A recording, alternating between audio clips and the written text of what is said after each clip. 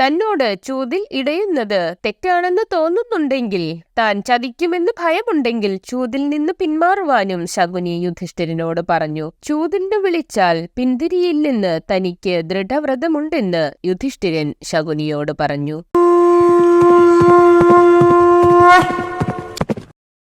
ധൃതരാഷ്ട്രന്റെ കൽപ്പനപ്രകാരം ചൂത് കളിക്കുവാനായി യുധിഷ്ഠിരനെ കൂട്ടിക്കൊണ്ടുവരുവാൻ വിതുരൻ ഇന്ദ്രപ്രസ്ഥത്തിലെത്തി.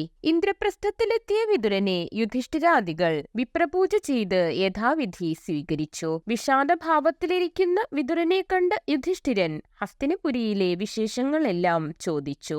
ഇന്ദ്രപ്രസ്ഥത്തിൽ മയൻ തീർത്ഥ സഭയ്ക്ക് തുല്യമായ ഒരു സഭ ധാർത്തരാഷ്ട്രന്മാർക്കായി ധൃതരാഷ്ട്രൻ പണി കഴിപ്പിച്ചിട്ടുണ്ടെന്നും ആ സഭ കാണുവാൻ യുധിഷ്ഠിരാദികളെ കൂട്ടിക്കൊണ്ടു ചെല്ലുവാനുള്ള ധൃതരാഷ്ട്രന്റെ കൽപ്പനപ്രകാരമാണ് താൻ വന്നിരിക്കുന്നതെന്ന് വിതുരൻ പറഞ്ഞു. ധാർത്തരാഷ്ട്രന്മാരോടൊത്ത് ചൂത് കളിച്ച് എല്ലാവരും കൂടി സന്തോഷമായി ഇരിക്കാമെന്ന് ധൃതരാഷ്ട്രൻ പറയുന്നുണ്ടെങ്കിലും കള്ളക്കളിക്കാരൻ മൂലം ചൂതിൽ കലാപമുണ്ടാകുവാൻ സാധ്യതയുണ്ടെന്നും വിതുരൻ യുധിഷ്ഠിരനോട് പറഞ്ഞു. കള്ളച്ചൂത് കളിയിൽ ഗാന്ധാര രാജാവായ ശകുനിയും മറ്റു രാജാക്കന്മാരും ഉണ്ടെന്നും ആലോചിച്ച് തീരുമാനമെടുക്കണമെന്നും വിതുരൻ പറയുന്നത് കേട്ട് ധൃതരാഷ്ട്രന്റെ ആജ്ഞയെ താൻ നിരാകരിക്കില്ല, എന്നാൽ ശകുനിയുമായി താൻ ചൂത് കളിക്കില്ലെന്നും യുധിഷ്ഠിരൻ പറഞ്ഞു.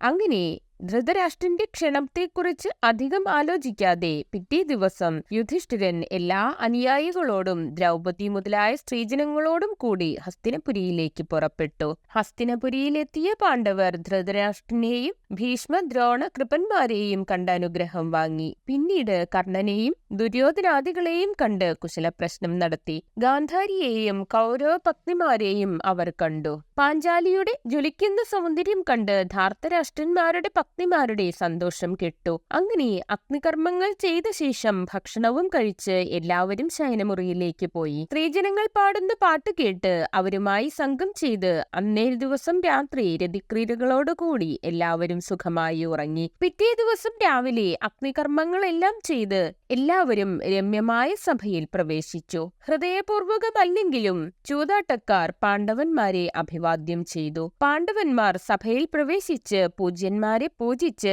അവർ വിലയേറിയ വിചിത്ര വിരിപ്പുകളാൽ അലങ്കൃതമായ ഇരിപ്പിടങ്ങളിൽ ഇരുന്നു. അപ്പോൾ ഗാന്ധാര നരേശനായ ശകുനി യുധിഷ്ഠിരനോട് ചൂതുകളിക്കൊരുങ്ങുവാൻ പറഞ്ഞു. ചതിയുള്ള ചൂതുകളി പാപമാണെന്നും അതിൽ ശാശ്വതമായ നീതിയില്ലെന്നും യുധിഷ്ഠിരൻ പറഞ്ഞു. കള്ളച്ചൂതുകൊണ്ട് നേടുന്നതൊന്നും സജ്ജനങ്ങളായ ആരുടെയും പ്രശംസയ്ക്ക് അർഹമല്ലെന്നും തന്നെ ദുർമാർഗത്തിൽ ചൂതിൽ ജയിക്കരുതെന്നും യുധിഷ്ഠിരൻ ശകുനിയോട് പറഞ്ഞു. ഇത് കേട്ട് ശകുനി തന്നോട് ചൂതിൽ ഇടയുന്നത് തെറ്റാണെന്ന് തോന്നുന്നുണ്ടെങ്കിൽ, താൻ ചതിക്കുമെന്ന് ഭയമുണ്ടെങ്കിൽ ചൂതിൽ നിന്ന് പിന്മാറുവാനും ശകുനി യുധിഷ്ഠിരനോട് പറഞ്ഞു. ചൂതിന് വിളിച്ചാൽ പിന്തിരിയില്ലെന്ന് തനിക്ക് ദൃഢവ്രതമുണ്ടെന്ന് യുധിഷ്ഠിരൻ ശകുനിയോട് പറഞ്ഞു. വിധി ബലവാനാണെന്നും ദൈവഹിതത്തിൽ വിശ്വസിക്കുന്ന താൻ ചൂതിൽ ആരോടാണ് മത്സരിക്കേണ്ടതെന്നും ആരാണ് ചൂതിൽ പണയം വെക്കുന്നതെന്നും അറിഞ്ഞാൽ കളി തുടങ്ങാമെന്ന് യുധിഷ്ഠിരൻ പറയുന്നത് കേട്ട് ദുര്യോധനൻ ധനവും രത്നങ്ങളും താൻ പണയം വെക്കാമെന്നും തനിക്ക് വേണ്ടി അമ്മാവനായ ശകുനി കളിച്ചുകൊള്ളുമെന്നും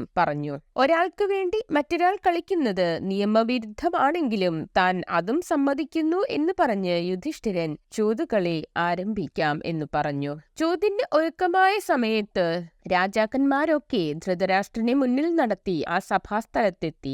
ഭീഷ്മൻ, ദ്രോണൻ, കൃപൻ, വിതുരൻ തുടങ്ങിയവർ ദുഃഖത്തോടെ പിന്നിലിരുന്നു. രാജാക്കന്മാരെല്ലാം രമ്യവും വിചിത്രവുമായ സിംഹാസനങ്ങളിലിരുന്നു. അതിനുശേഷം ചൂതുകളി ആരംഭിച്ചു.